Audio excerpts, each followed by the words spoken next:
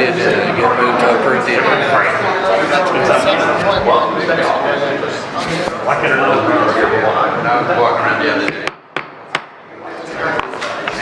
Hello everyone, I'd like to welcome you all to the City of Fort Walton Beach Community Redevelopment Agency meeting for Tuesday, February 24th. At this time, will you please silence your cell phones and stand if you're able for the Pledge of Allegiance.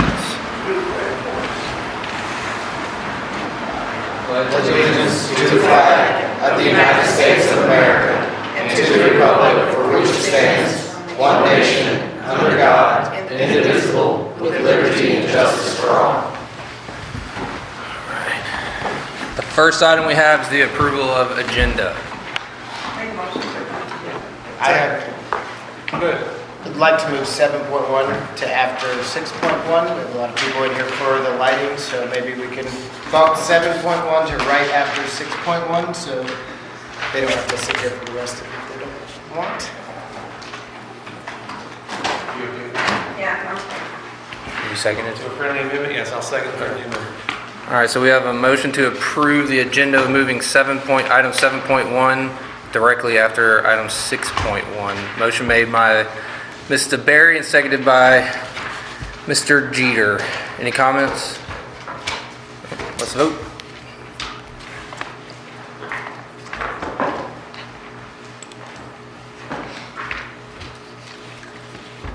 All right, and that passes 5-0.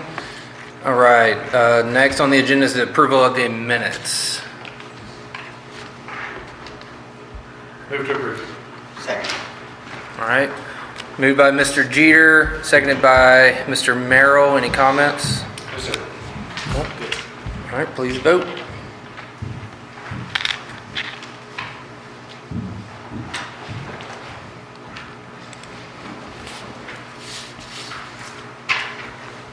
All right, and that is 5-0. All right, now we are at public comments. Anybody in the public like to have anything to say about anything that's not on today's agenda? Go once. All right. On to the next agenda item, which is the CRA FY 2025-26 Project Balance Report. Ms. Alyssa. Good evening. Glad to see you're all here. And of course, this is too big, but we'll make it work. Okay. So as we had talked about in December, y'all had mentioned y'all wanted us to, and we needed to review all the projects because we've got a lot going on and it's really demanding from our budget. So we wanted to bring back to you, per y'all's request, a list of all the projects we've got going and what's budgeted in those items and where we stand on what we've projected and what we've already allocated. So that's what we're going to go over right now is this 25-26 projected balance report, and these are for our projects that we've got going. So the first section is, if you could do the first one. This is the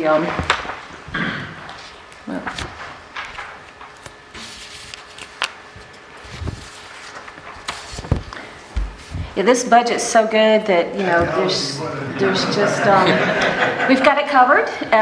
It's all in the black, in case y'all can't tell, but that is not, there, no.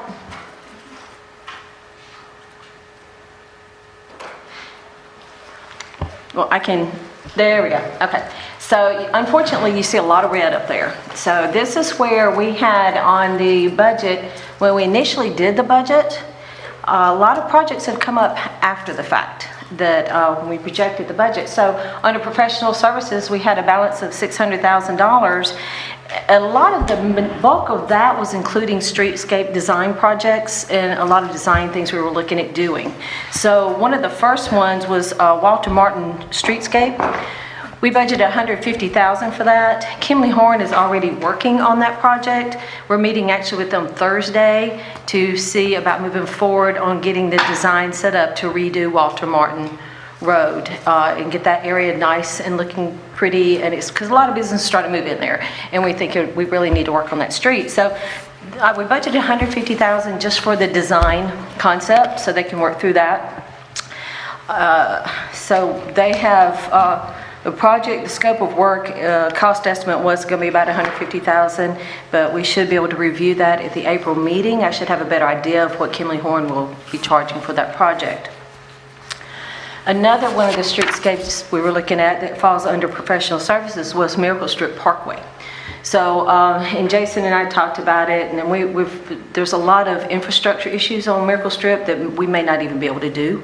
So I'm really just going to suggest we, right now, not even consider that project and just put it on the back burner. There's just too much that's got to be worked through before we even work and consider that project. So that was budgeted for $150,000. So that's $150,000 we won't be using in that budget. Now, grant, we did spend $3,000 already on grant processing. So this is, Kimley Horn called me about a grant that we might could use to finish the upgrades for Sound Park.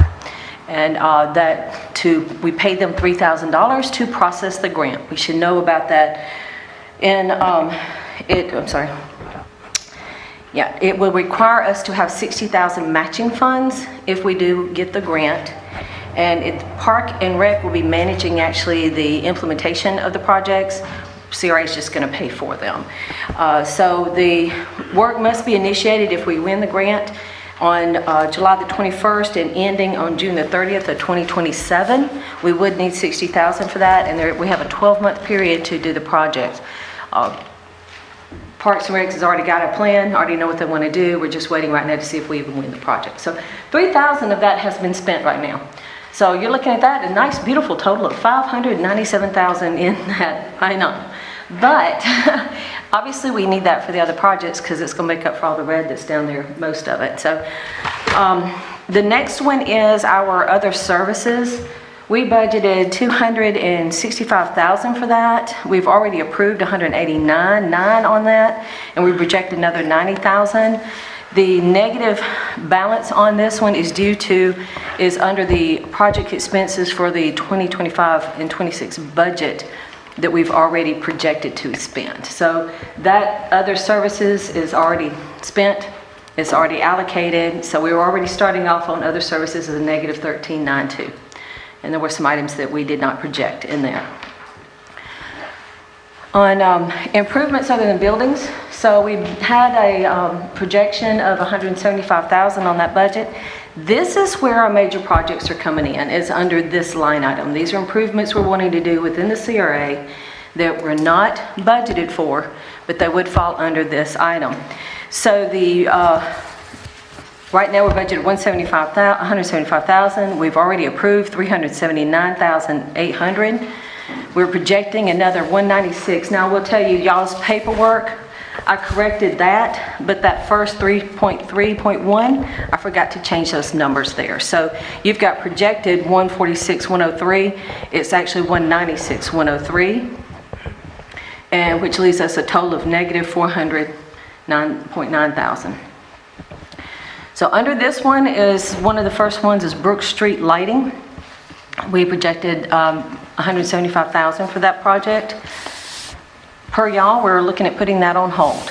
So this is something y'all got to consider whether we want to move forward with this project or not.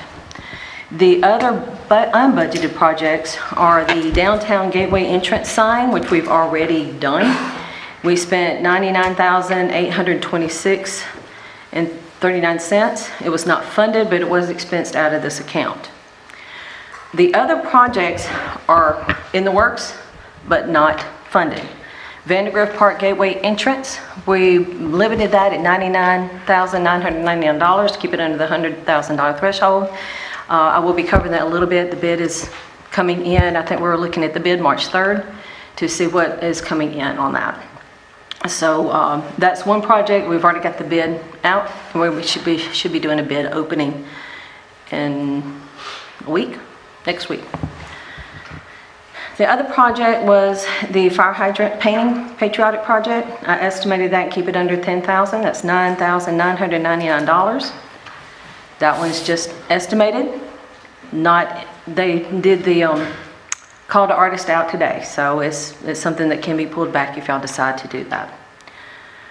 On dumpster enclosures, we estimated if we do the whole project, it's gonna be a whole lot more than $150,000.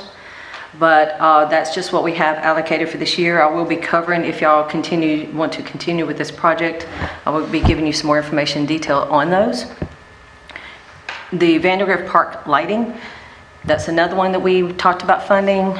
I've already got a quote on that, around $34,000. I'm going to go through that in a little bit.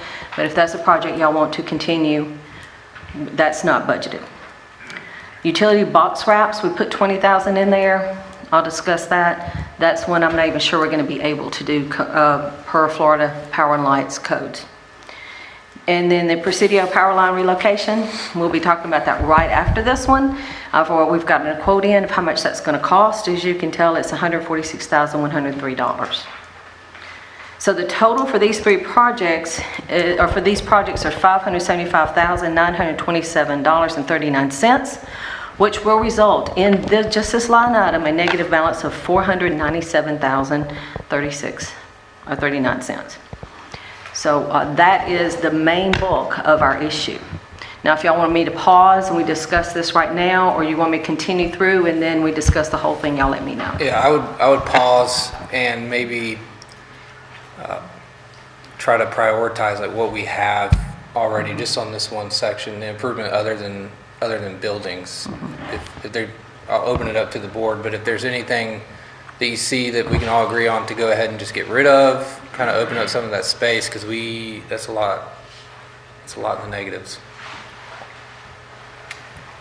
Don't mind if I interject real quick? Please. I had some feedback today from the special master for the Steamboat Landing case and the court-ordered special master, and he's finally got permission to enter into the agreement, and I was going to float it by Mr. Davis, depending on how y'all decide here tonight, if y'all still want to move forward with that project. But if Jason signs it, then they're going to get a court order saying it's okay for the city to demolish Steamboat. So I guess as part of this rebalancing here tonight and prioritizing, if you can expressly just make it clear that we're okay with that. So. Yeah. That one is listed under the grants and aids, because that one, and I'm so glad to hear that. That one is listed under the grants and aids, which is one of the reasons it's over budget also. Go ahead. What is our current fund balance right now in the CRA, Mr. Coleman? Great question. The last time I looked, I don't know what the current audit, it was just under 3 million. I can give you what Kara just sent me, but I need you to interpret it. Yeah, I can interpret it. You got it, because she just gave me that today. And I was like, I need a professional to interpret that. So if we're going to approve these, That's just budget and actual. Oh, that's right, I said that was projects. That's just the projects, sorry. But I can try and pull an exact.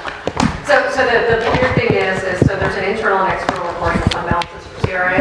So internally, their department allocates to all the projects within the fund balance, because by Florida statute, you guys have to have it allocated all out. It can't be sitting there. It can't be sitting there. Yes. But it's still an available balance that's sitting there for use, and then we can reallocate it as council deems fit, if that makes sense. So if you want to do any of these projects and pull from the fund balance, you can. It's technically allocated by them, but they would just have to reallocate it and move it around. But on finance's side, it's just showing as one restricted balance. correct. So if we wanted to get all of these done, and we're $500,000 over budget at the end of this total list, we're going to pull from reserves and still be able to get all of these done. Yes, and you just want to keep in mind that my grants analyst is working on getting that $1.6 million back from the landing. Oh, that'd be great. So hopefully we'll have that in the next few months. Reinforce But we also have to remember we have Liza on the horizon. That will be coming up soon. Liza it, Jackson. which we talked about last time is going to be around 1.5, which is Man. all of that grant.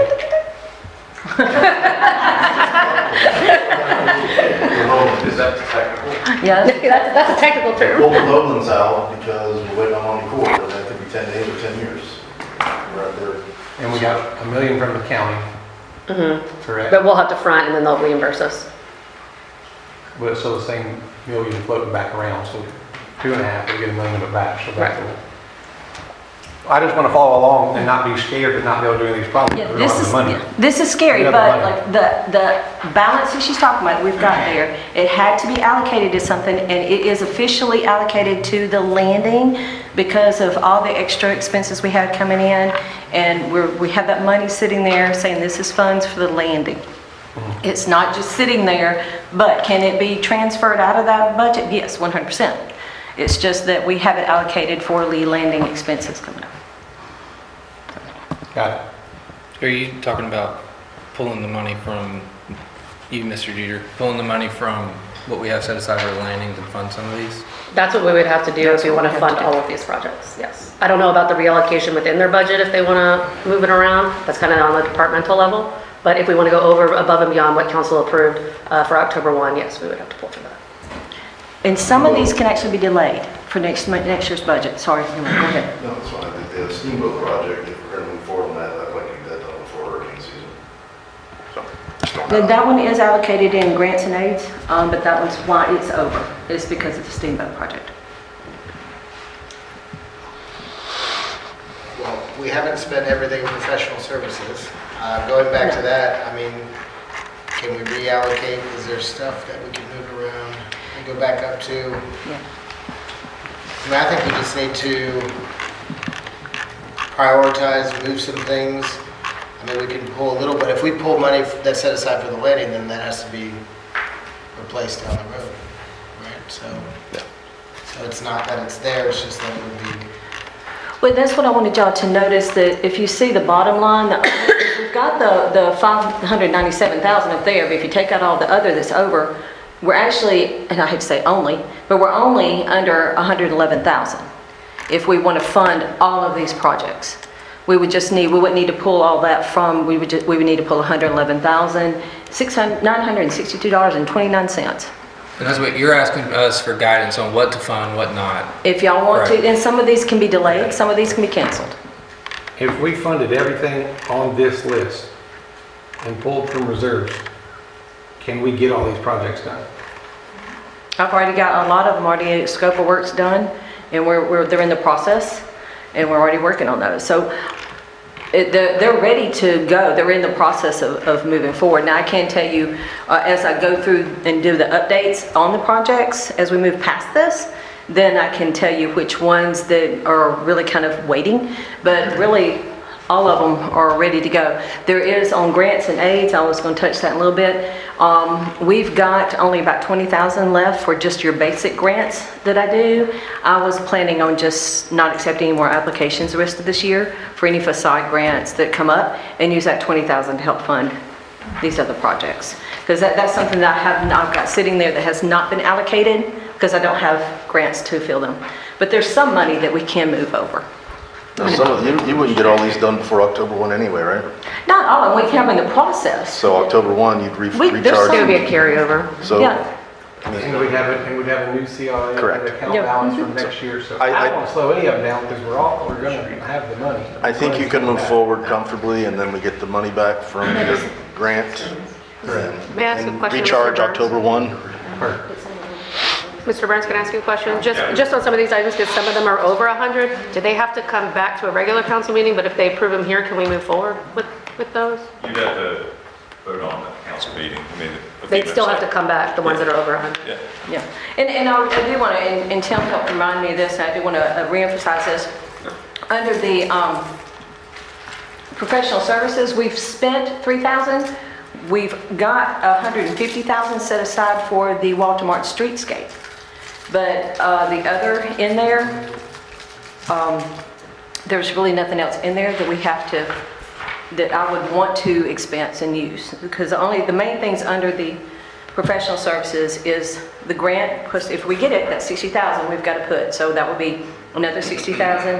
And then the Walter Martin streetscape design, that's 150,000. So under professional services, and I probably should have put that under projected, but we're looking at about 211,000 or 210,000 that we need for the streetscape and for the grant if it gets approved.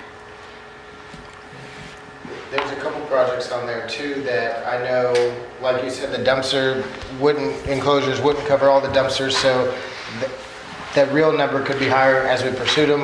The 175 on the lighting project, if I remember, didn't necessarily cover all of them. I mean, I'd be open to a conversation on an alternative, just because we could approve every project as it is. I could be totally off, but is there a repainting, redoing the lights to save money because we'd be pulling money elsewhere? Or is it just we're happy with all of these how they are and the future money that it's going to cost to finish them? Or do we want to take a minute and say, you know, not just prioritize, but hey, is there a way we can save some money here so that we're not pulling as much? Anybody, or you're just like, hey, let's just run it as it is? Well, again, we'll just speak from being up here 3 years, and when we said this a few meetings ago. My personal experience is you can approve everything on this list tonight, dip into reserves, there's going to be something like covering all, FPL's going to come back and say you can't do that. So we're not going to be able to spend that 20. So to me, I love seeing this list, this is what we asked for, but I also don't want to, the more we nickel and dime, the longer it takes to get anything done. Get all of these done next week, tomorrow. We know that can't happen. So let's see which ones we don't get done, whichever ones carry over into next year. We've got a $1.6 million coming back from the landing. We'll have another 1 point something million coming in on next year's ad valorem. We'll get updated CR rates. Those that carry over will have funding for those next year, but I don't want to keep punting on anything. I want to get this entire list done, dip into the reserves and make it happen. I would rather have this is, again, I feel like a lot of the community feels like this. I would rather have a beautiful, bad to the bone CRA district and $0 in the account, or the least amount we can have as possible, than a healthy account balance and still talking about a list of projects to get done year from now. We've been doing this for 3 years. Let's get as much done as we can and go broke doing it. Yeah, and actually that's the way CRA is designed, is to spend the funds. And that's where, as I go through these other projects, there's some that, like say we wanted to redo all the lights, like you'd mentioned, on Brook Street. I personally would love to get rid of those, what I call the white heater lights. I don't like them at all. But if y'all would prefer me just paint them and then we wait and see what FPL puts in on Brooks, y'all talked about that? Or we could move forward with using the same lights that we're putting in the landing. Because I am going to address Vandergrift Park, which is going to be the same lights that's in the landing. And I've got 3 that's going in Vandergrift Park. So that's where y'all need to decide which projects, and we can wait till we go through the individual projects and I explain where we at on those to actually say whether y'all want to delay them for the next year or, you know, cancel them altogether or move forward with them. Because we are at certain stages of these projects. The dumpster enclosures, I've got about several properties, but yet then again, we've got an issue that came up and the attorney's going to address that with putting them on private property and how we're going to handle that. So that's something we're working on, but we've got legal issues we got to work through before we actually move forward with that. Now we can go ahead and put them, and I'm jumping ahead, but we can go ahead and put them on our properties. So that would be money we can go ahead and spend. But the other can be delayed, and I am jumping ahead, so I have a question. And I guess, you know, I'm based on what, I wasn't here 3-4 years ago, but I'm just trying to figure out, Councilman Jeter was saying that, you know, this has been a prolonged period of time, these projects need to be done. So can you tell me what exactly has been the holdup? I mean, if it's, the money is available, what is the holdup? Because it appeared to me that, you know, you're saying delay, but if we want to push this thing through, you know, I don't sort of like the word delay. If we can do it, let's do it. I just don't, you know, I don't want to prolong unless there's a reasonable explanation as to why are we prolonging the project. And like I said, I can't give you a definite, this is what's been the delay. Delay is just the process we have to go through and getting things processed and getting things approved. We've also, and I said, I had some like, no, you can't spend that money because we need it for the landing. And I honestly was kind of hesitant. I'm excited to hear spend the money because I have heard, you know, well, we don't want to spend this, we don't want to spend that because of the landing. We don't know what's going to happen in the landing. And we do need to get the landing funded. That we don't want to, this is one project we don't want to see die out because we didn't have the funds. So I understand that. That's why I'm just like, go forth and conquer. I'm like, okay, let's go forth and conquer with these funds we've got this year. So, and any rollover funds I had left over from last year went to the landing bucket. So, no. Are there any other questions on this before we move on to grants and aids? Okay. With grants and aids, yes, we're budgeted 120,000. We've already approved 123,811.47 cents, and then we're projected another 275,303.43, which leaves us with a balance of negative 279,114.90. Big bulk of that is the new project that we're doing, the nuisance blight mitigation program, which I would 100% want us to continue with this. That does include the demolition of Steamboat Landing.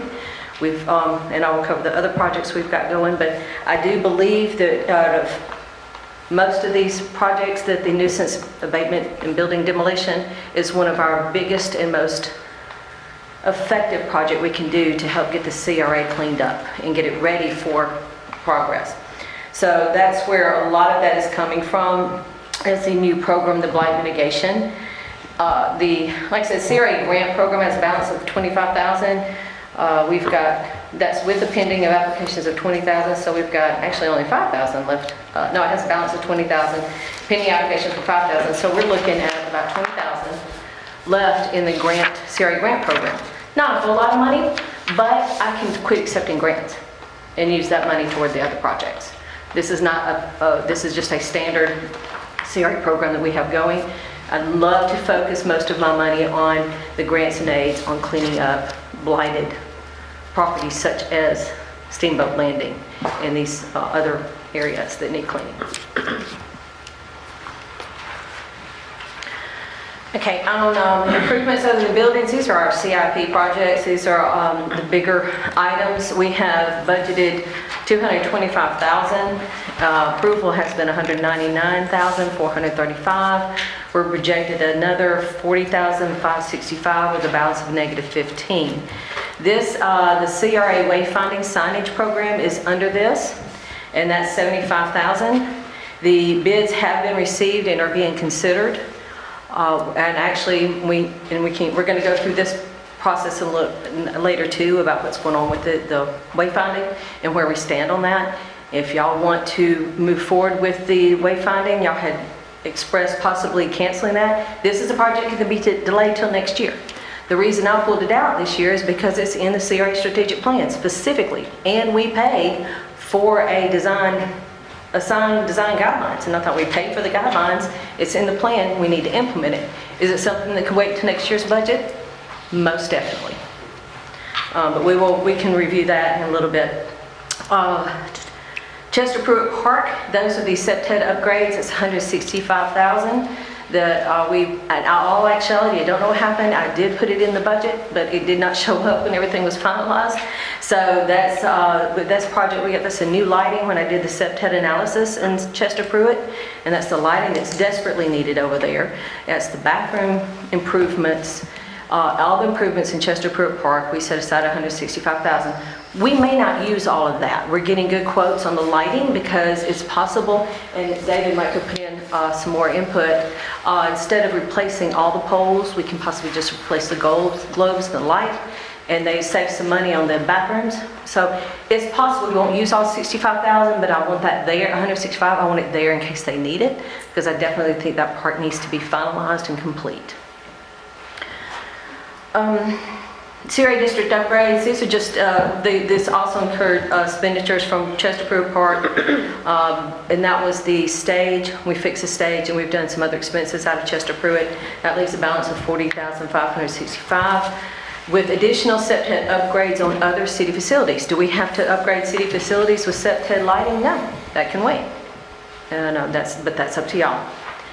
Other septet facility upgrades is $75,000. That was just a basic line item there in case we wanted to do some septet upgrades in certain areas.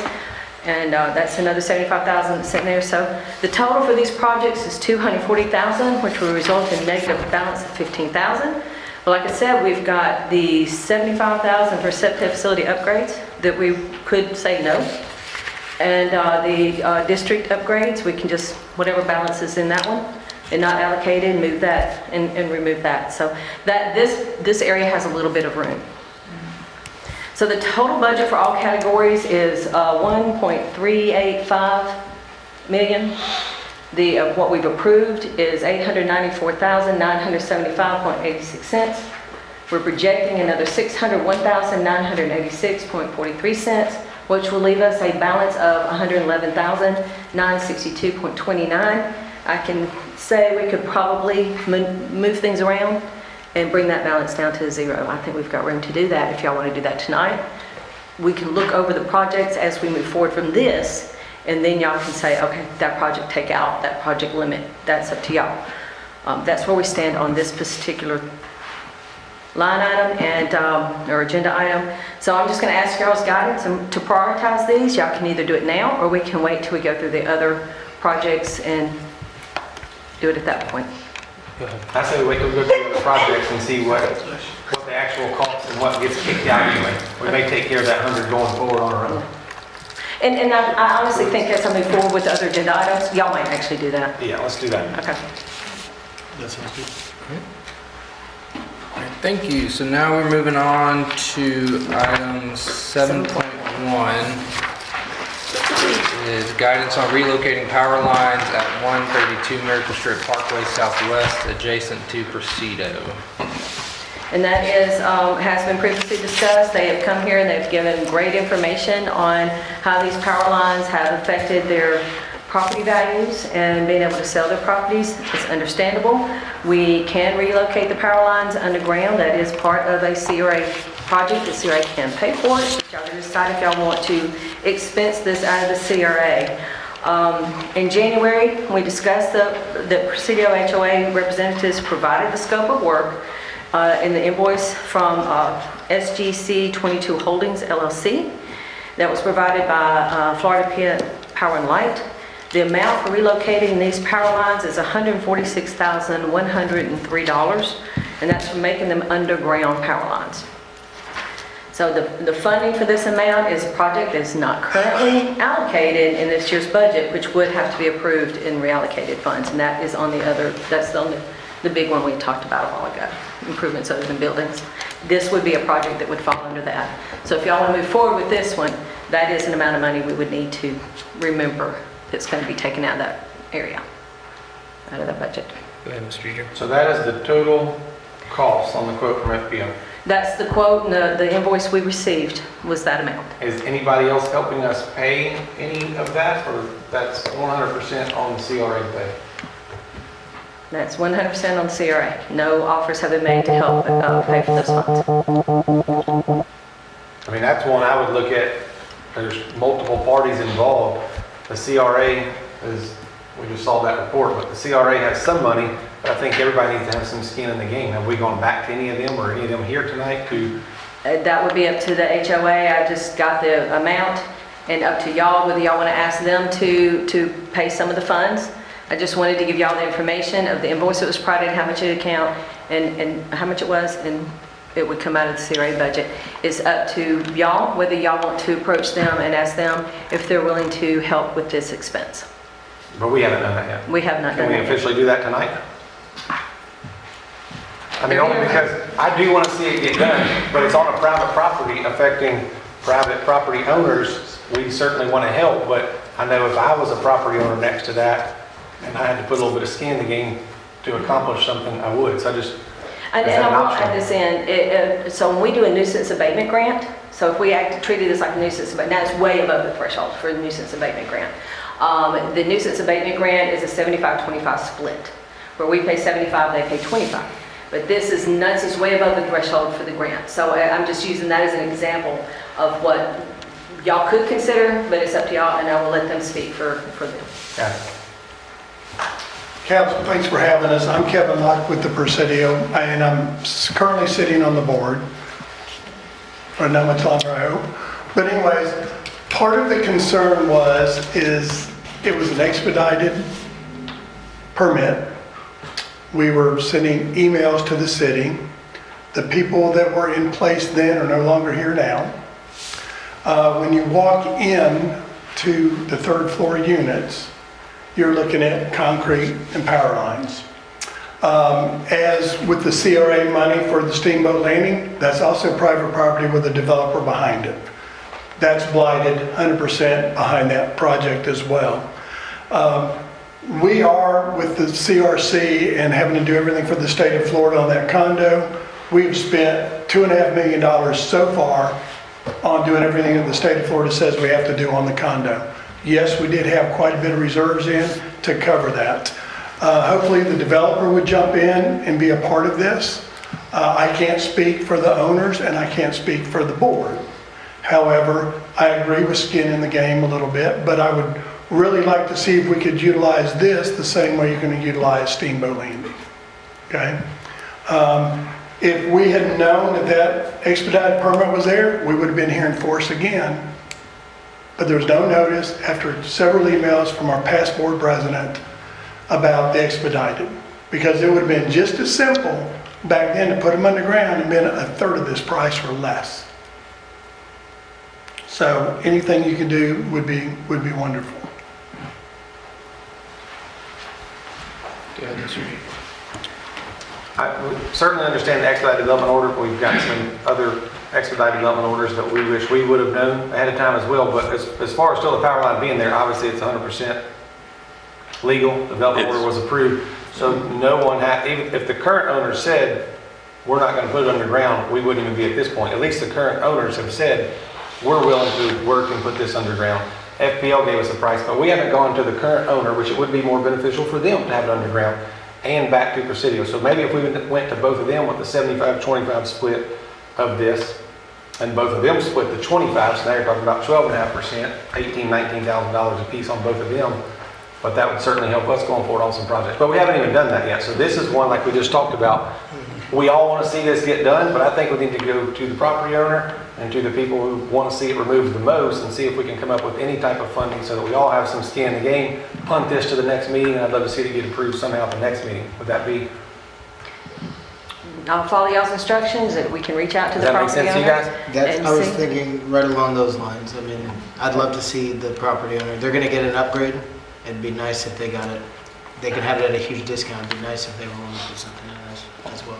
I mean, I have a property right now that I'm splitting a fence with the owner that's next door, so we all got to work together. We're all trying to accomplish the same thing, and hopefully we can come up with whatever funding both sides agree to. It would certainly help us going forward. So, can we say that? Can we say if we came back to the next meeting, the conversation was had, you guys got with the developer, because you don't want to come to the next meeting and have it go down and go down, and you said, here's our 25%. With them and them? We can get with the developer. Yeah, this is a lot. You need to, sorry.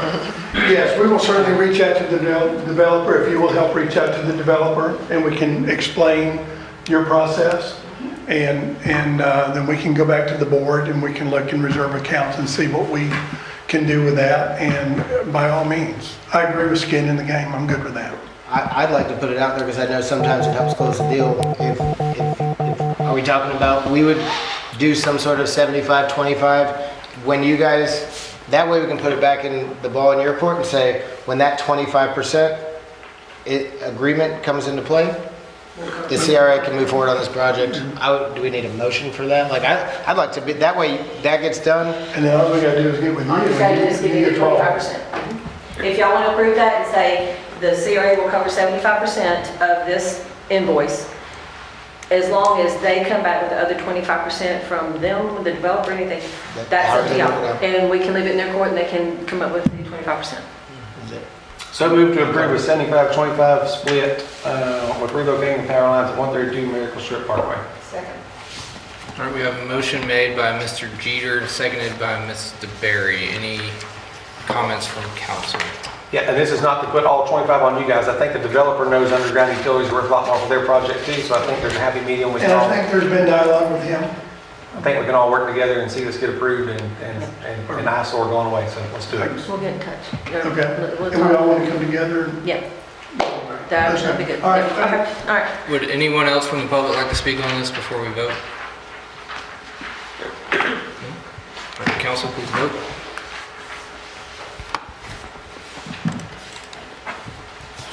And that is adopted 5-0. Thank you, council, we appreciate it. Awesome. Thank you. Appreciate y'all's support. Moving on to item 6.2, CRA Vandergrift Park Gateway entrance. So the request for quotes was publicized in January. We were opening the bids on March the 3rd to see what designs have come in. On March the 18th, we will present these designs at the community input meeting to get their evaluation from the designs that are submitted.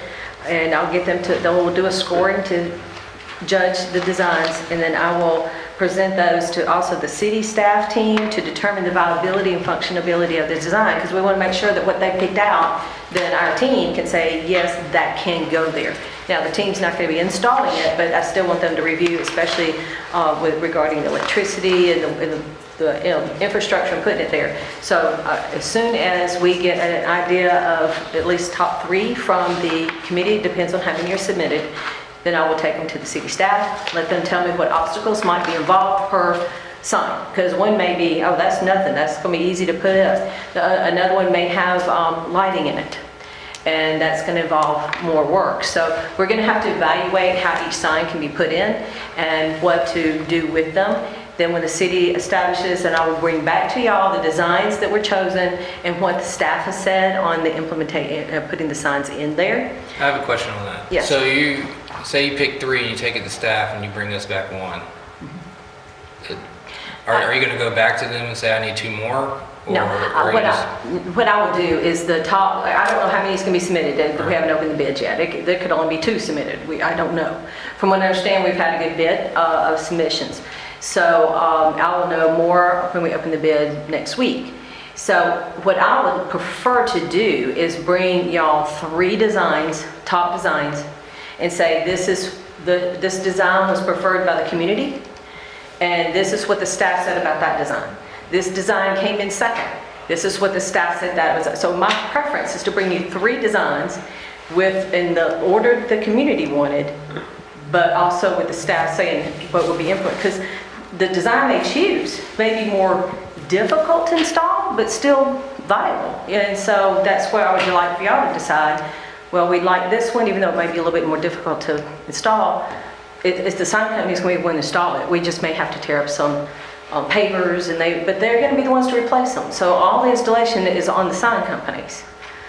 So I want to bring y'all all the information so you've got a good picture of what's going to be involved in installing the signs. Some of them may have lights in them, some may not. That's something we're going to consider.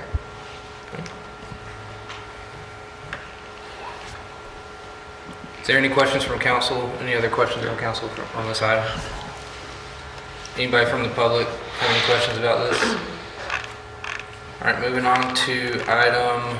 Well, I do want to say this is one of those projects y'all got to consider if y'all want to move forward with it, because it is not funded. So this is one, if y'all think it's important enough that no matter what, we need to move forward with this project, that we don't want to eliminate this project. That's what I would like for y'all to help guide me on. Go ahead, Mr. Yes, we want to move forward with this project. And this is still part of one of the project. As I said earlier, if we move forward with everything, we're still only 111 negative, counting 60 if we have to match a grant, counting 150 for Walter Martin. So approving everything on today's list, we're still only 300. And I think we're going to get some money from that 146 FPL that we approved. So now we're going to be 250. Yes. Yes. Yeah, Yes. this is one Light of it up. those that, honestly, if it was me, I would say, please approve this project, because we really Make a motion though, could you all make a motion then, make expressing the motion that you're okay with Mr. Brown has a them question. invading the reserves to do that, so. Right, and I think before we go like this one off, I think what's more likely to happen as we go through all of these, we're going to go back to that original projected list and say approve it all, or possibly, hey, pull 1, 2, or 3, and then everything else, and we can make that motion. I think we should do like a net reserve pull, just 1 at the end. Yeah, well, what For the I'll do total. is, I'll go through all what y'all approve, what y'all don't want to do, what we're going to cancel, and we'll redo this. I'll work with Nicole, and we'll get y'all it will be in there. It'll be. Yeah, well, let's move through the updates, and at the end, Okay. someone we'll bring up the discussion again on which ones to get rid of or keep all of Okay. them. All right. Item 6.3, CRA Vandergrift Park Lighting Addition. Yeah. This is one of those, the next slide, if y'all don't mind. I went and met with the same lighting company that's putting the lights in at the landing. And we walked through and looked at the area with their engineers, and we picked out 3 instead of putting 4 in where I was thinking we can put them in. In all actuality, the darkest area is in the community gardens area where the bushes are. So subhead says chop the bushes down to 2 feet high. Well, we're not going to do that. This is community gardens. The purpose of it is there is bushes. So I picked out, well, we picked out 3 really good locations to put, and I apologize for the fuzzy picture, but you know, my phone does what it does. But that's one of the pictures of one of the lights at the landing. And there's the picture of the globe that I pulled offline. And that's what I would like to put in Vandergrift Park. They match what's in the landing. And we can, and here's, I initially thought, well, this company's doing the contract for the landing. We can just add them and say, do these. But from what I understand of purchasing, no, I've still got to send it out for bid because it's a different contract. It's just the way our process works. But we can get that as a standard type globe, and it is a good set head globe. It's very hard to break.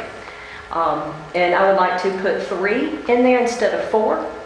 The quote we've gotten so far is from Garvey Contracting, and they quoted at $34,435 to put those 3 lights in there, install, purchase, everything, turnkey project. That's what they've quoted. Now, since I've got to go out and get other bids, it might be lower, but we know that's at least the highest. I was going to say, you are going to go out and get other bids? I'm already working on that. I've got some coming in, yes, sir. And for some contractors, any quotes we get going forward, there needs to be some performance and deadlines and time in there as well. It is in the scope of work. They've got a deadline of when they have to get everything in and when it has to be installed. That's in the scope of work, yes, sir. One more question. Go ahead. This is also in line with what we said last time. I know last time we kind of shut down all lighting, but we were talking about all of 98. And we were like, well, hold on, let's just stop and fix the broken bulbs we got. But in this situation, we agreed Vandergrift Park touches the landing where new lights are going. So yes, I fully support lighting this up with new lights, 100%. Those 3 lights. Like I said, the most it'll be is a 34. Yeah. I'm going to try to get a lower price. Any other questions from council on this? Anybody from the public have any comments? Go ahead. Yes, ma'am.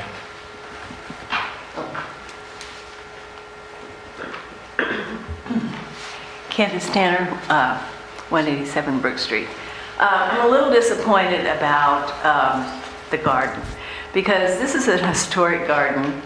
It was put in 1980 and approved by the city of Fort Walton Beach. The Committee of Society was responsible for maintaining it, putting it in.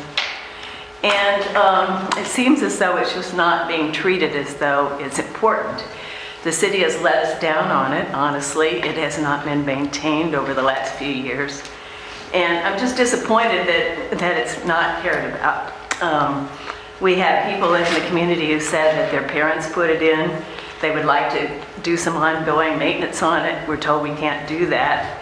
And it's really very disappointing that it's not honored. In the past, it's been absolutely beautiful and blooming. Some of the bushes have been dying out. Nobody's replaced them, and it's not been fertilized. And I just really am very disappointed in how this has been treated.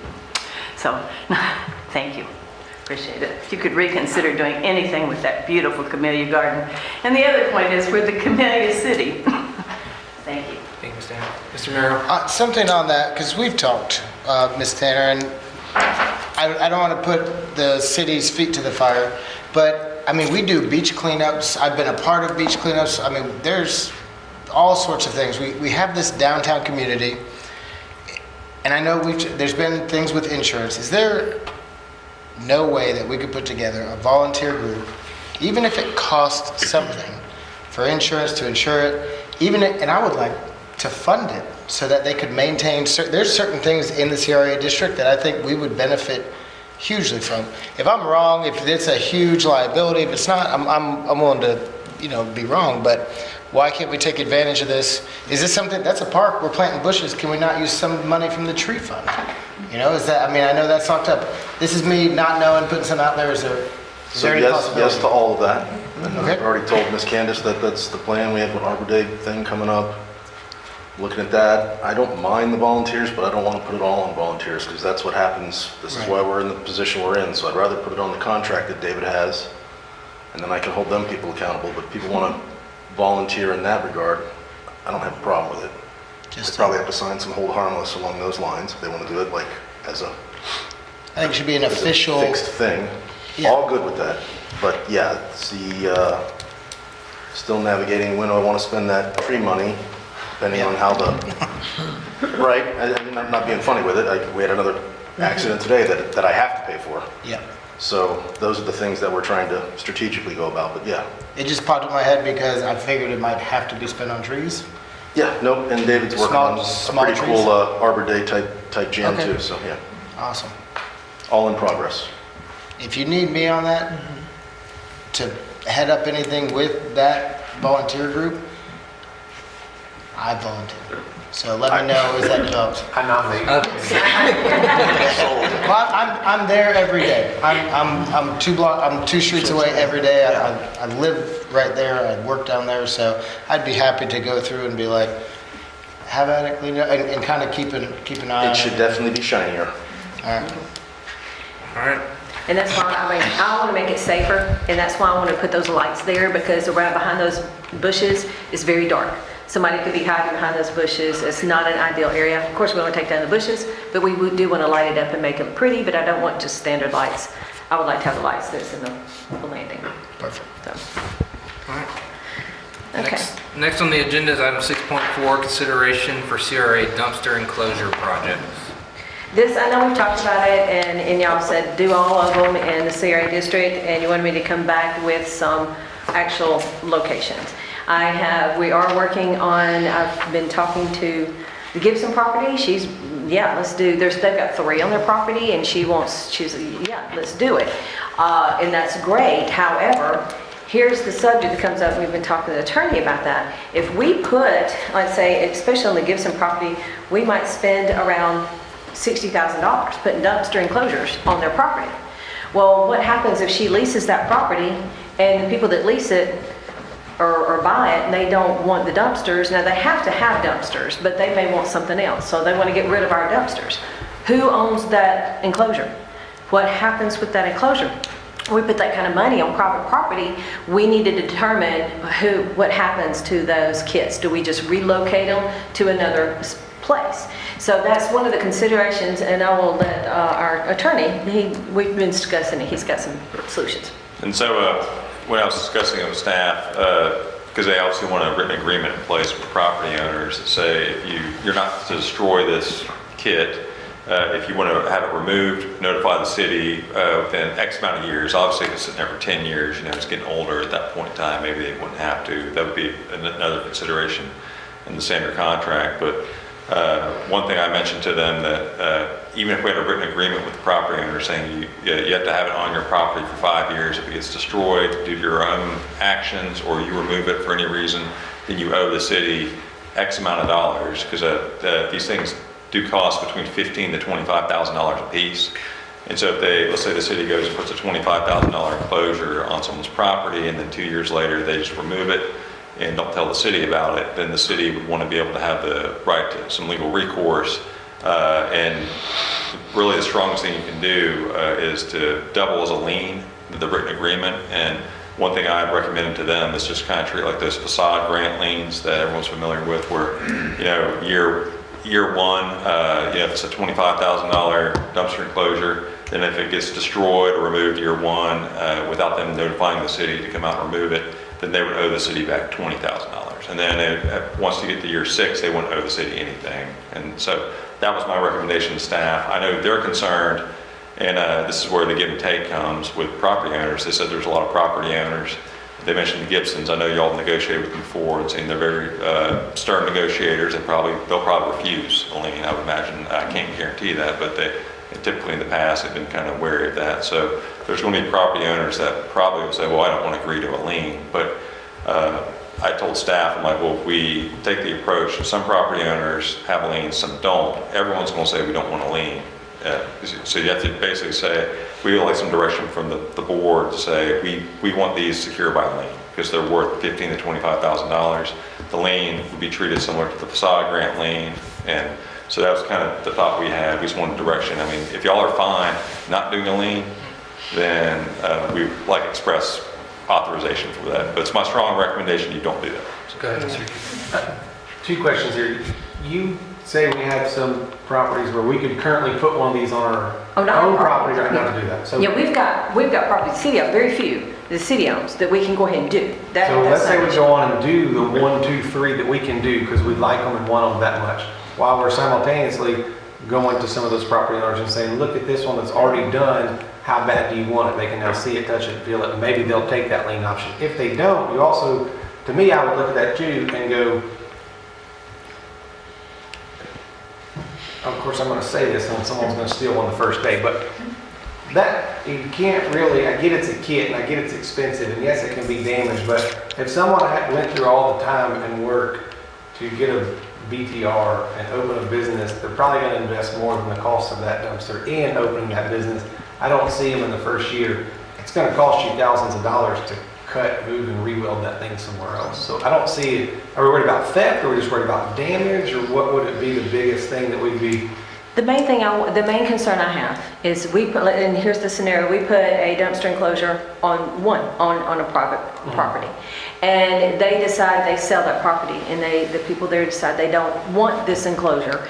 And they have to, by our ordinances now, they have to have a dumpster enclosure, but they may want something nicer. So, but then they just throw that enclosure away. Well, that's our property and I don't want it just tossed aside. So, but I'd like to somehow legally say, if you're going to remove this dumpster, you have to let the city, notify the city, and they will come get it within a 5-year period. I don't know legally how we could do that without putting a lien on it, if we could just have them sign an agreement saying that this is city property, we understand this is city property, we will not damage or remove it without city approval and give them the opportunity to do this. And I guess what I'm saying, I'd like to see 1, 2, or 3 done on our properties, and then let's see how the property owner, pretty sure there's some property owners that are staple property owners that we know aren't relocating, they'd be all over it. Are we going to have that one-off that's maybe new to town and does that? Let's see. But again, I don't want the worst case scenario rabbit hole what if to stop us from doing a bunch of nice dumpster enclosures. If that makes any sense. So, and I agree with you, and I do want to go ahead and do these. I've talked to the company, the kit company, that they make these, and they gave me a sole source letter saying that they're the only ones that do this particular style. And if we commit to more, we can probably get a discount. But right now, I'm with you. It probably won't be that much of a discount. The more Let's than go one ahead. until we use it for a couple of Yeah. years, sole source or not. Because Yeah. I've done that before. You order 10 and you're like, well, I don't order any. Let's Yeah. order one and use it, and then we can go, yeah, you want one of these.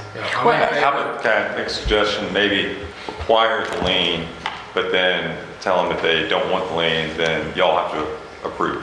We can So approve. it can come back before, so if you get 2 1 month that say we don't want a lien, they can come in here and plead their case to the CRA board, and y'all can then decide. Case by case. Yeah. Yeah. Just like you said with the facade grant, can't we have facade grant A, which is the typical one, with package B that comes with the trash can, and when they apply for that, then they're signing whatever you put legality wise in there. Yeah. So instead of us going and say, hey, we're going to put this on your property, well, I don't want it. Like you said, you're going to have 1 or 2 that's just going to push back. They have to come and apply, and they're assuming all responsibility with it when they apply to have that dumpster enclosure put in there. Yeah. And of course, doing ours first, because Oh, yeah. we want to do ours, but then just kind of opening that up to allow private property businesses to come in and say, hey, we want this on our private property. You gotta remember, it'll be on our fixed asset list. So, listen real quick, so good, for clarification, staff will tell them a lien is required unless the CRA signs off on them not having one. Is that good? Is that good? And I will say, one of the differences is in the facade grant lien, and this is, we're asking them if we can do this to their property. They didn't come to us. So on a facade grant, they're more likely to sign a lien because they want these improvements, whereas the difference is we want these improvements. So that's where you'll get, I expect more kickback. But like I said, I like the idea of saying, if you don't agree to this lien, then you need to just make appeal to the CRA board and make some kind of agreement with the board that if anything happens or if they want to get rid of it, they have to come back and give us a chance to remove the dumpster. That's yeah. Mr. Merrill. I feel, so I look at this, there's 250 dumpsters. The price, 16 to 25,000. I don't want to go off the rails. There's some other ideas. I think the strategy here should be, here's a very healthy CRA grant available, first come, first served, till we run out of funds. Nothing like, this is my chance to get this. I have a business down there. I'll sign up for this grant because that would be great to put in. Because we're not going to be able to put in two. We're $5 to $7.5 million off. We have 150,000 allocated. Let's not try real hard to spend that 150,000 for people that don't want it. Why don't we put a 75-25 grant out there? It's just an idea, and say, while funds last, you can sign up for this grant because it's not guaranteed to be there. Maybe you get 25 businesses to sign up. You get 25 dumpsters. It's still only 10%. Plus, we can do the ones we have. Yeah. And then as it's going to be a process no matter what, as we get more and more down there, I think more and more, there comes the pressure like, everything looks nice except mine. Now I have to do mine. It just seems to me like this should be like pushed as a grant. That way they are coming to you. They've got 25% of the money in, and they sign the agreement that comes with the grants that come with that. Everybody's dancing around that, but like it's right there, but why? If we had 10 dumpsters to do, sure, but with 250? Yeah, I'd say we run it like that. Mr. G. Yep, great idea, I'm fine with doing that. I was actually gonna say we could eventually get to the point to where we do like other communities and we hold the bar so high to where if you ask for a commercial dumpster, Gotta have it. you gotta have one of these, and that grant's no longer there. You know, there's a lot of other communities in Florida that would do that. Yeah, like I said, and that's where the goal is we want these ugly dumpsters encased in nice casings. How are we gonna get there? There may be several projects. I do agree, I'm ready to go, you know, we've gotta I do have to, the person that was gonna do the installation of the grant, of the dumpsters, they closed their business down. So now, and they were contracted with the city. So now we've got to send it out to bid to get them to install them. But if we just do one at a time, could be below the 5,000 threshold, and we could just do one at a time and not have to take it out for bid, and I can get it done quicker. I was ready to go, but they closed their business, so now we don't have a contract with them. Where's the first 1, 2, or 3 gonna be? If you could pick right now, where's the first one gonna be? The first one, if you're going to do the CRA, I've got actually the Heritage Park, they've got one back there. We've got, and the library has one that needs to be, and I would say the library is more visible, and we probably would do that one first, and then Heritage Park, it looks pretty bad. We can do those two So immediately. you want a motion tonight to just let's get those 2 done, and let's all go see it, touch it, feel it, and get Okay. downtown vendors on board, so. Okay. And I can move forward with that. Mr. Gibson. Just to get a little clarification on the one when you're talking about new people coming in and stuff. So our land development code does require any new dumpster to have an enclosure on 3 sides with the gate and everything, if it's visible from the right of way. If they're hidden behind buildings, then it does not require that. The problem comes into the ones that have been there forever. They're considered existing nonconformities, so we can't go and say, now you got to put a dumpster enclosure around there. But if somebody's like, hey, I want to put a new dumpster in there, they would have to have an enclosure. It wouldn't have to be a nice one. It just had to be an enclosure around it. So even with some of these, if we do the enclosures on them, and then they say, you know what, I don't want this anymore, and they just bulldoze it or whatever, at that point, it would be a code violation for them not to replace a enclosure of some sort around there anyways, if that makes sense. And I like that, but now we're back to Ben's theory too. If, just like on the street, 10 ugly houses, 2 or 3 get fixed up, 4 or 5 other people start fixing theirs up. So maybe this starts a spiral of even old people say, wow, we need to get one of those because we're the ugliest on the street now. And this may be something that Tim can answer with y'all also. Like I said, and I don't know if Tim might want to answer this, that we could actually say, if you're new coming in, you have to get this dumpster enclosure. But that, I don't know, he knows more about how that would work. But that would be up to y'all. If we say, if you're gonna get a dumpster, it has to match and be this dumpster enclosure. I think with this one, we should make, That'd be an LDC amendment we'd have to make for something like that. I think we should put this one in a motion now instead of doing it at the end, because we're talking about possible grant or possible different processes, so. And then I'll get to council, or public comment. Can I make one comment before you put it in motion? Okay, so the CRA, you can get the grant money, right, to get the project done. So is there any consideration in terms, and I know Ben said, you know, he has a business down there, but, you know, I know there's other businesses down there. How much of a burden would that put on a business if they have to come out of pocket and pay the 25% to add? Because the CRA money is really there for the, right? It's supposed to be there for blighting areas and to kind of, you know, revamp the area or whatever. My thing is, I believe in the local businesses. I don't want to make a hardship on the local businesses if there is a hardship for to be able to come in and, you know, and subsidize this 25% out of their pocket. Yeah. But, you know, me, I just believe in patronizing the local businesses, trying to help them because local businesses struggle like anybody else do. So my only quorum on that is how much of a burden will it put on our local businesses downtown? Because that is something that needs to stay, you know, alive and viable. And, you know, and that's one of the reasons why the CRA is there, so we can come in and clean up blighting areas and revitalize those areas. I don't want to put a burden on the local businesses either. You know, and that's the decision y'all have to make. So with the 25%, I pay 75, and it's just like the nuisance abatement grant. Same thing. It would just fall under the nuisance abatement grant to where, you know, if they want these dumpsters, then the CRA will pay 75% of the cost to have them installed. Which, like I said, the lowest kit $16,000. But then, you know, and I still have to pay for installation. Some of them actually have to have concrete pads. So it's not just put the kit there. There's more involved. This is just how much the kits cost. So, like I said, that's for y'all to decide if we want to set aside, not even do the actual 75-25% split and just say, we've got this amount of money for new dumpsters. First come, first serve. Fill out your application. And the first however many come in, get the dumpsters paid for complete. That might get some people saying, well, I want to jump on this right now. And every year, we just, you know, assign money, and they have to, from January to February, from 1st of January to end of February, they have that time frame to put in the grant and say, I want that free dumpster enclosure. And we just set aside money every year to do that. That will remove any burden. Or we can do it like we do the nuisance abatement grant and do a 75-25% split. We could actually, well, no, because we were setting, so we could do the 75-25 after the first 5 or whatever come in, but then all the money's gone, so there wouldn't be any more money to do the 75-25.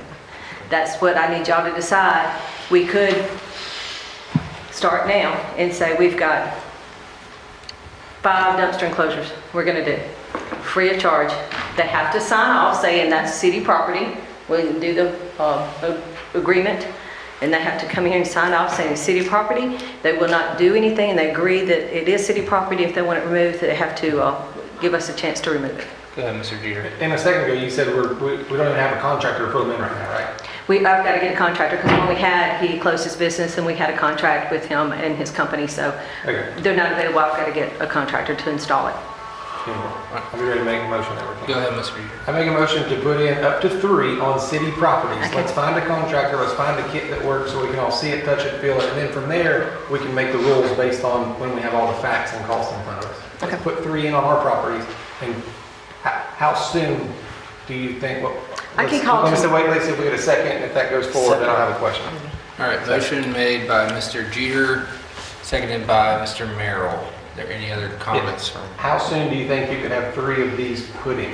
Well, it's going to take a Or little, one. yeah, it's going to, when I place the order and we have to do the purchase order and get that process done, it may take 2 months before we can even get the kits because they've got to be shipped. But I can have everything else ready for when the kits get here, they're here, installed. So 2 meetings from now, that'd be 4 months from now, we would actually, hopefully by then, be able to go see, touch, and feel one. And 2 meetings from now, then we can make up to the rules to begin. Yep. You have to go out for bid for Yeah.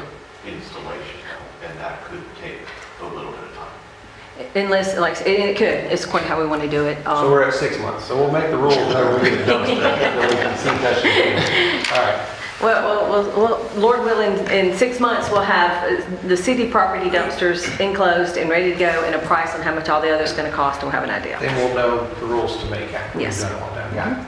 Any other comments from? You're going to work very hard to expedite it, though, right? Yes, ma'am. I will make phone calls tomorrow and get it ready. Okay. I mean, the dumpster enclosure, the scope of work for the installation, it's already done. It's actually, purchasing already has it. It's actually supposed to, I think, go out for bid in end of March. So that is already written. we wanted to make sure and get guidance from y'all, but it's already ready to go out to get the bids and start that process. Mr. Merrill? No. No, you're good? All right, look like you want to say something. All right, anybody from the public wish to speak on this? Yes, ma'am. Yes, I ma'am. just have a quick question, comment. If we're gonna put these on other people's property, is the city gonna be Ma'am, responsible? can you give your name? Oh, Jody Ryan Payne, 159 Brook Street. Will the city be responsible for the maintenance or de-graffitiing? I don't know if you guys saw the new, I think there's a new dumpster enclosure in the new parking lot, right there across from Woodfoot. Yeah, I don't know. It's got graffiti all over it today. So I would just encourage you to make sure you nail down who has to do what if we put one on somebody else's property. That was my- Yeah, that'll be part of the, like Mr. Jeter said, it's gonna be part of the process of how we're gonna go about who's in charge of it, who's gonna maintain it and all those things, which we'll do once we receive one of ours, see it, touch it, feel it, all those things. I don't know why All graffiti 6 artists inches. like dumpsters, but they really do. They do. It's a blanket. And trash cans. And light poles. All right, council, please vote.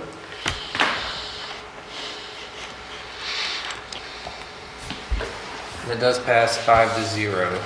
Moving on to item 6.5, CRA downtown pressure washing services. Okay.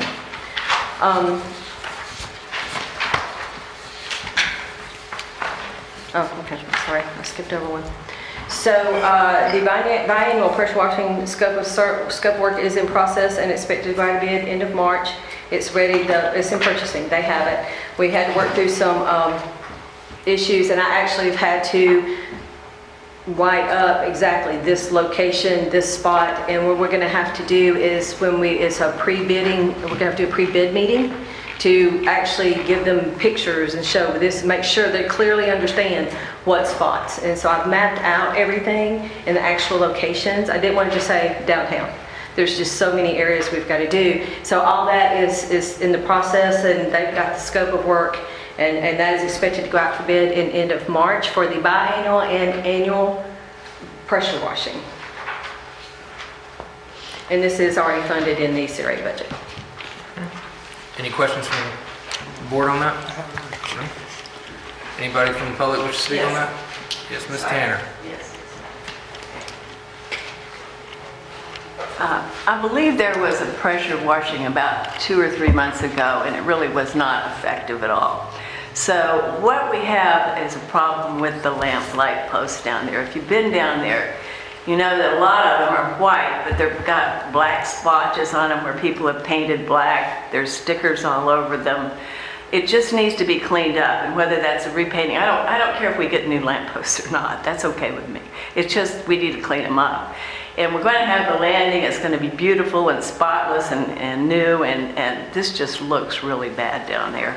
We've got some trash cans that have got graffiti on them, and that needs to be cleaned up.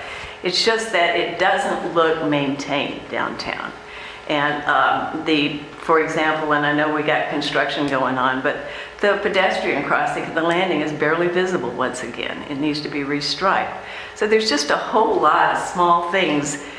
Ground covering, we've asked and asked and asked for just basic ground covering downtown. We can't get that. So if you want to spend money, please spend it on these things that wouldn't be, kind of low-hanging fruit that would really give it a polished look downtown. Thank you.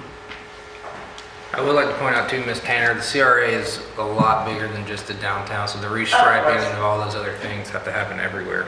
Yes, of course. And I will say, all the light poles, including them, that's on the biannual cleaning project, as part of the project. That I had to count all the poles and highlight all the poles in the map, and all that is in the map of what they're doing. There's several things, and I could go through all of it, don't really, but even around washing, around Heritage Park, the path around Heritage Park, even the annual cleaning those buildings, cleaning the library buildings, I wish I'd brought it.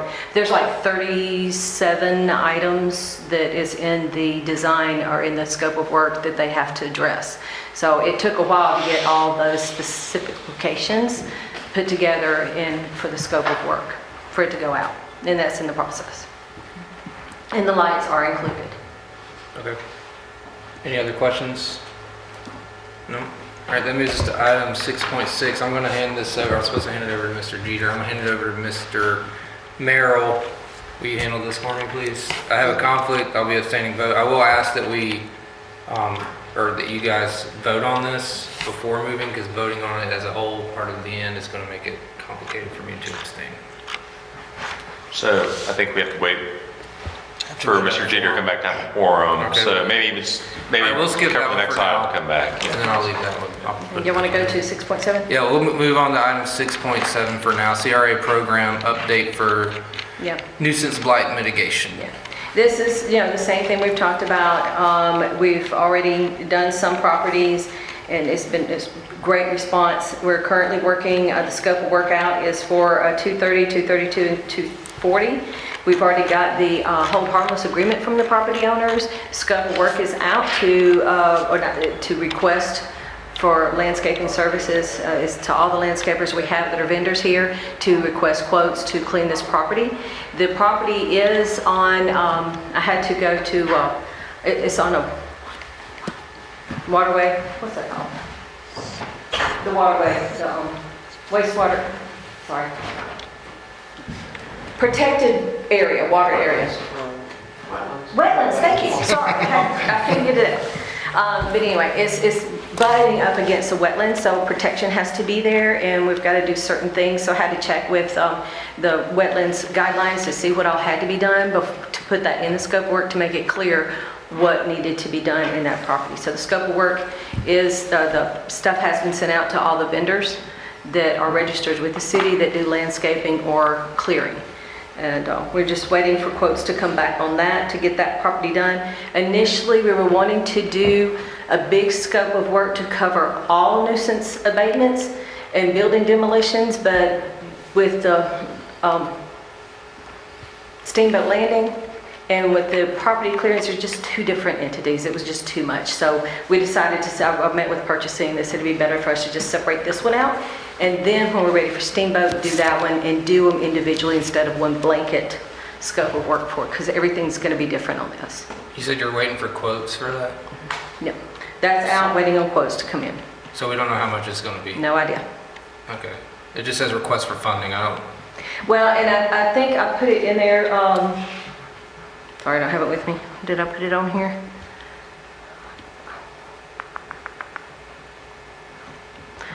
I'm hoping it will be under 50,000. I can't expect, because we're going with what we've cleared out with tearing down buildings and clearing out some just lots. They've been around 24,000. This is not clearing out a building. This is just clearing land, but there's going to be more work involved. So I'm guessing 50. It should be at least under 100,000 for this property, but I don't know right now. I'm guessing. I think, yeah, I anticipated 150,000 for this one. No, that's for the Steamboat in Brook Street. So we anticipated 150,000 for Steamboat because that's what I did get some estimated quotes on Steamboat a while back. Don't know how good they are now, but they estimated around 135,000 to demo all of Steamboat, and that's all the buildings and everything. So that kind of gives you an idea. Removing buildings is a whole lot more work, but like I said, I'm not a landscaper, I'm not a demo company, I have to wait and see what comes back. But we do anticipate Steamboat costing 150,000. Any other questions from the board? And just to remind y'all, either, I know y'all are gonna make a big motion at the end, but just as long as, I guess we need to know Mr. Davis is okay signing that agreement with the Steamboat owners, because I indicated at the start of the meeting that we've negotiated the verbiage on it. It's a little bit different than the city standard agreement because there's a special master that was appointed by the court, and obviously that special master wanted some protection for himself as well because he doesn't want one of these owners from Steamboat coming and suing him, for agreeing to the building being demolished. So if y'all do move forward here tonight, it'll be under the understanding that the city's now moving forward. Jason will sign that agreement tomorrow, and per the staff report right here, the invitation to bid will then be generated and sent out. So Can we make a motion to give him the authority to do that without approving the fund? I just don't understand how we would approve funds that we don't know how much we need to approve. I did put in there, I'm sorry to interrupt, but I did put in there to allocate for Steamboat and these other projects 300,000. So I did that, it's in the recommendation that I did. I wanted to allocate a total of $300,000 for the remainder of this nuisance abatement program to include Steamboat. They're just under the understanding, if it gets signed tonight, that they're going to actually put that in like the listing, because the special master is charged by the court to actually sell the property on behalf of the 1,000+ owners, all the timeshares. And he thinks it'll actually make it easier for them to sell the property if they have, basically if someone wants to see a copy of the agreement with the city, saying the city is in the process of demolishing this property. So I think they would be relying upon it tonight, and so we can pull the funding back, I think. Okay. The other site is behind Soy Bistro. Right. That's all that is. Any other questions from the board? Any questions from the public? Comments? All right, we'll move back to item 6.6, CRA wayfinding signage again. You not get a motion on that one for the, I guess we were going to do it at the end with the. with the agreement? I think as long as they said if they approve the full 300,000, then that will imply that at least 150,000 is definitely being funded for Steamboat, and so. And authorization for him to sign? Correct. Yeah. Okay. So when we go back to the initial budget that we're going to go through after this, that's in there. So that's what you're saying. As long as we approve that, we're good. Yeah. Well, I'll make sure they put that in the motion. So. Throw it in there. All right, back again to item 6.6, CRA wayfinding signage. Again, I'm giving this item to Mr. Jeter to handle, and I'm abstaining my vote. And I do ask that we get a motion on this now, because I can't vote on it if we do it as a whole. So on this, he's been wanting it. I just want to let him know, thanks for passing this to me, because I was the vice CA chair for 2 years, and Never gonna. Mr. Schmidt never missed a meeting. And then the 1 year that I let him do it, Mr. Schmidt missed a meeting. So I get to do one agenda item. So this item may last a long time, is what you're saying. But we did get these bids back, and there was a dramatic difference in the bids. The sign burst for the first year, and I think it's up there. Can you put it up? That's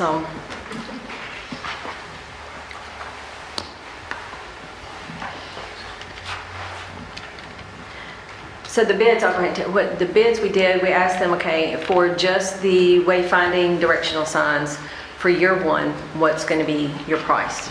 And then for the rest of it, year 27 or 28, what would be your price on those years? So that's where we got these prices from.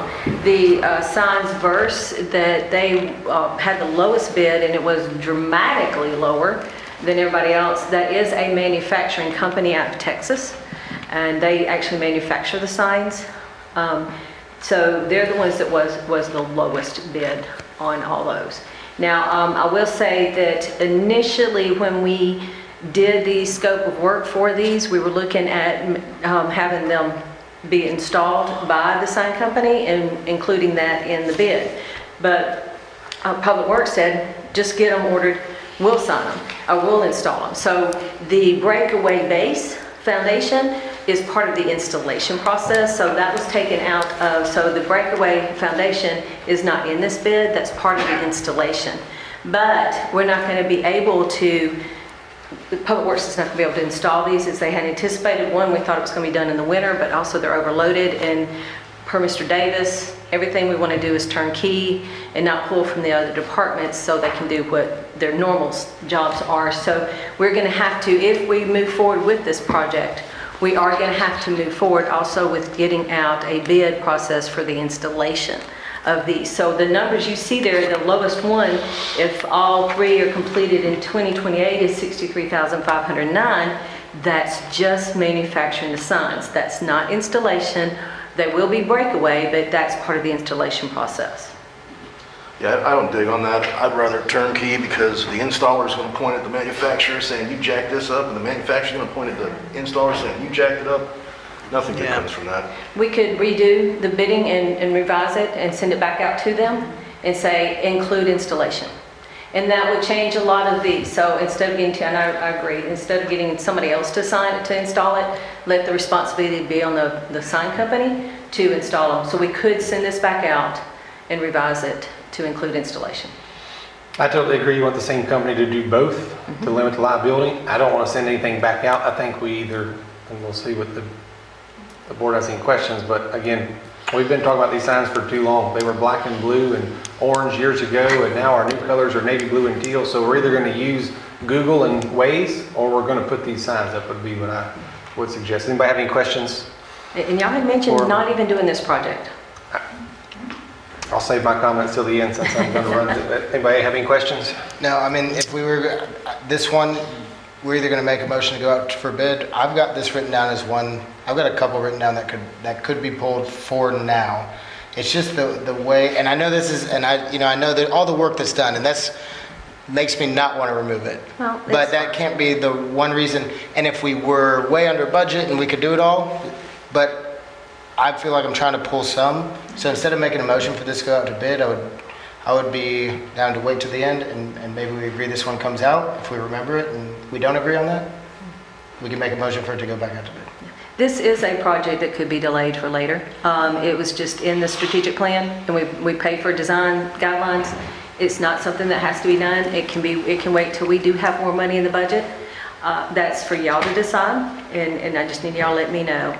That would free up, I think $75,000 that I had set aside for this. I feel like there's a lot of things that you want to do, that the city wants to see, the residents want to see, That's right part. where these would go, right around there, where we could spend the money better. Here's the only problem. If y'all push this one to the end too, Mr. Browning's not going to be able to vote on the big motion that y'all are going to do at the end to kind of reallocate things. So this one kind of needs to be considered separate. No matter what. Yeah, so he doesn't have to conflict off of, Unless somebody wants to make a motion to punt it right now. Yeah. You could make a motion to punt it right now. Correct. And go to vote in the end. So do you want to make a motion to punt it right now? yeah. That's what I mean, like, don't kick this one all the way to the final consideration. No, we could punt Yeah, indefinitely on this one right now. If someone wants to make that motion. correct. Yeah. I move to shelf this project for now.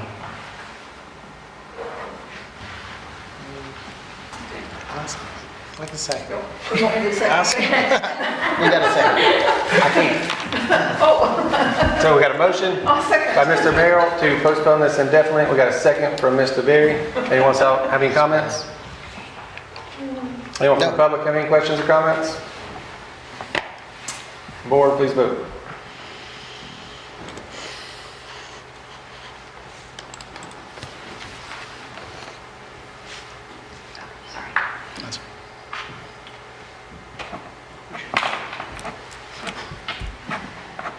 It passed 4 with 1 abstention. And I do want to request that, so when we do next year's budget, you might see this item in that budget. At that time, I would like for y'all to decide whether or not y'all want to move it in that year. Then y'all can decide then. I don't think it's a full cancel. I think it's something we'll just look at. Okay. Down Like the I said, I just wanted to highlight that. And look forward to the next budget because we'll put it in there. All right, moving on to item 6.8, CRA utility box wrap project. This one is a great idea. Would have loved to have done it, but since we don't own any of the utility box wraps or the utility boxes, FPL has standard wraps that they will require us to use, which we can. I did approach the TDD to see if they would pay for some of these. They said absolutely not. We can use that and use our current tourism funds to pay for it and put in an application to pay for them that way. But it really doesn't have much to do with tourism. It's just a beautification thing, so they may not even approve it because it doesn't promote tourism. They can't put their promotional stuff on the boxes. So that's what they would be interested in. Go ahead. So they said they would not pay for any of them because they can't put their logo or QR code on it. They can't promote tourism. So the purpose of that extra tax, that extra money for from the TDC is to promote tourism. But the pictures we saw last time, they had an aquarium and stuff on them, so. But they can't say, it can't promote. Okay, so that's why they said no, because I talked to somebody over there and they saw the aquarium and they wanted Destin 4 on Beach logo, like on all their garbage cans on the beach and a QR code, and they're all in. But FPL said, you can't put that on there. If they're So on. TDD said we don't want to be a part of it, is that right? If you'll see utility wraps with special things on it, that's fine, but they're owned by the city. If they are owned by FPL, they will only approve those. So what is wraps. FPL now? Do you have pictures or a list of those? I gave them to you last time, I'm sorry, it's just I didn't bring them this time. It's 2 beach scenes is one, and then 3 like trees and bushes, but that's all it is. Okay. There's you can't put anything else on them but what they We say. can't put Destin 4 on Beach on it. Can't do anything like that. And they said even if they did, then that would have to come out of our money that we apply for. And we can try. I said, I'm not gonna tell you no, but odds are, since it doesn't allow them to promote tourism, it may not. Chasing a different project with TDD money right now, so. Yeah, got it, we'll let that go. This came from public input saying, hey, we'd like to see these things wrapped. It's a pretty easy thing, put it through FP&L, boom, done. If we keep it in the project, does it go out to bid for or where did the $900 to $2,000 per box, is that with the price of the wrap or just to wrap it? That's to wrap it, no, that would be for them. I called a couple of sign companies and both of them said, yes, we do the FPL. And this is how much it would cost to, a price range to, depending on the size of the utility box, how much it would cost, an estimate, and so we could have an idea of how much they cost. But I have not actually put it out to bid, I just kind of wanted an idea of what the cost was before we went to the process of getting the bids for them. I wanted to make sure we could do it or wanted to do it. So you got a rough, Yeah.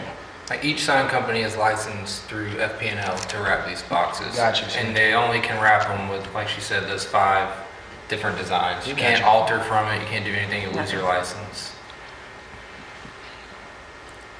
Yeah. Any more questions? Public wanted it, I think it's not a huge expense. Keep it for the end. We're here. Anything else?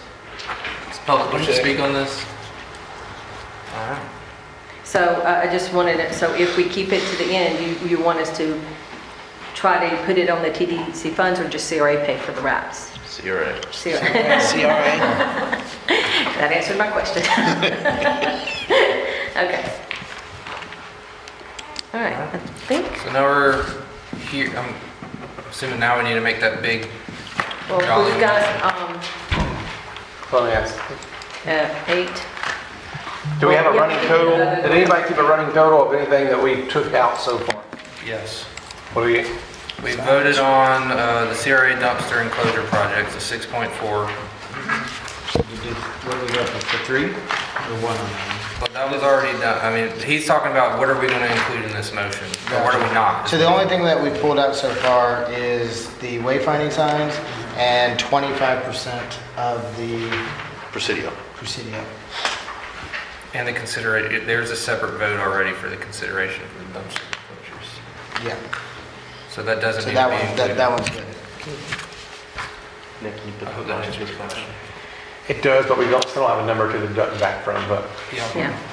I move to approve the current project list, knowing that we are over budget less than $300,000, because we don't know what we're getting back from FPL yet.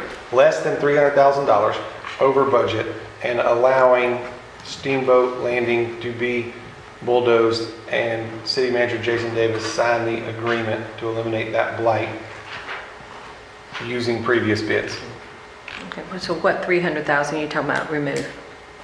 Don't have to write anything, but approving every project on this list, knowing that we're $300,000 over budget, we are going to deduct from that Oh, okay. 300,000 because we've eliminated. There were actually only 111,000 over budget. Well, I was counting that if we get this $60,000 grant over here for this park, that's the number we were going by earlier, right? And then also Oh, for yeah. Walter Martin. Those are in there. I got it. You got it. Huh? Walter Martin's not in there. Walter Martin was not there. I Oh, wrote that's all right, those. I'm sorry, yeah, because I should have put it under projected and I didn't. So- And that grant over there, if we get it for 60, we got to put 60. That's, you're right, no, you're right. But we've also moved some stuff out that's going to be less. So again, Yeah, and I'll you read said that motion. everything Move to approve this entire list with Jason being able to sign the agreement to bulldoze Steamboat Landing, counting what we've eliminated and going over budget, but a number we'll know once we receive other hard numbers back. All right. Second. All right, motion made by Mr. Jeter to approve this list minus what we've already pulled out or may have voted on prior to, and allowing Mr. Davis to sign the agreement to tear up Steamboat Landing. Seconded by Ms. Riley. Any questions from council? Comments. Comments? Is it understood that the remaining 597, but you said, but correct me if I'm wrong, you said 210 of that was already spoken for? if we continued on through You the, talking about the 600 professional services? yeah, the 600, and so you, 210, so right now sorry. there's 597 to be dispersed, but another 210 needs to come out of that, right? 210 needs to come out of that for the 60,000 and the 150 for the design. So the understanding that the Miracle Strip Parkway streetscape is still on hold, and so that money can be dispersed to help offset It's not that? included in there either, so that's part of the 597. Okay. Yeah, Okay. so, yeah. There's, I think there was 300,000 set aside for just basic design services, and then 300,000 for Walter Martin and for the Miracle Strip. So the only thing out of that 600,000 that we're gonna do is the 150 for Walter Martin.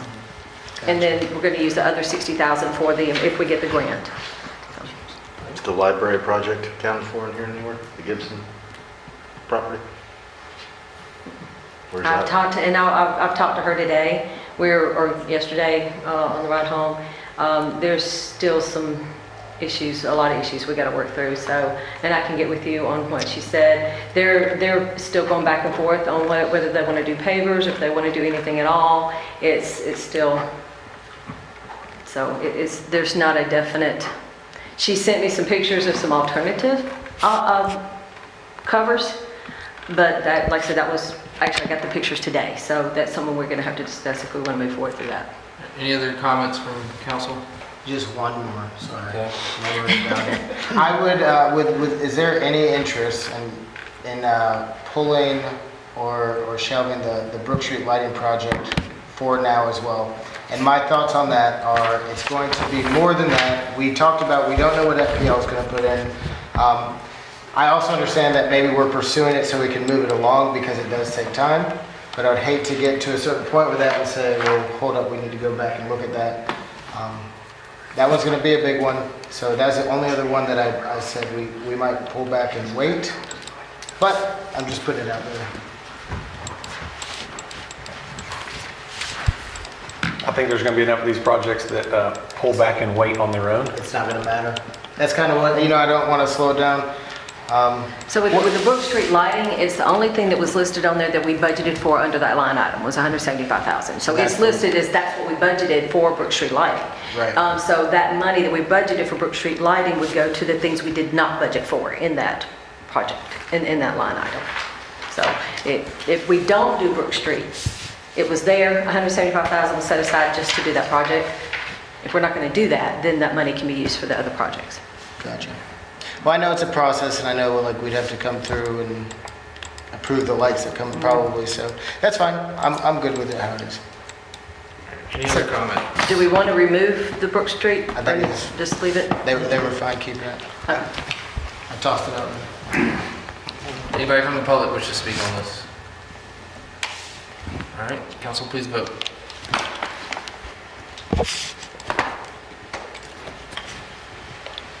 It does pass 5-0. We've already done 7.1.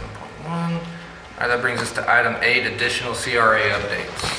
I just wanted to just give y'all some brief updates on what's going on in CRA.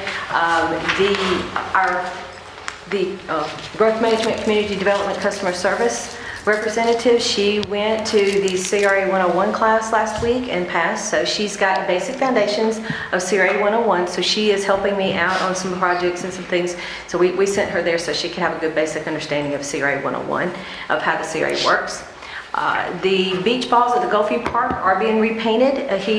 The cold weather and the rain has delayed him. He's doing the best he can to get it done. He said, Lisa, Lord willing, the weather allows, I'll have it done by the end of the month, but it keeps getting cold. He can't paint in the cold. It rains. He can't paint in the rain. So he's doing the best he can to get that completed. We're going to have those. They're going to look like just a real beach ball with the colorful, and they look like rolling. And he has, you can tell that he's actually made them look like they're rolling better and changed them up. So they should be done hopefully soon.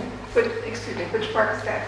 That's the Gulfview, where the Gulfview with the sign is, with the beach ball bollards there. And the ones that were there just didn't look, we wanted it to look more like beach balls. The fire hydrant, I talked about it earlier, fire hydrant called Artis has gone out. If we still want to do the fire hydrant project, we've just set it out to bid to see how much. I put a budget of $9,999 in there, so. And that's the update on just some of the projects. Does anybody on the board have anything they want to bring up?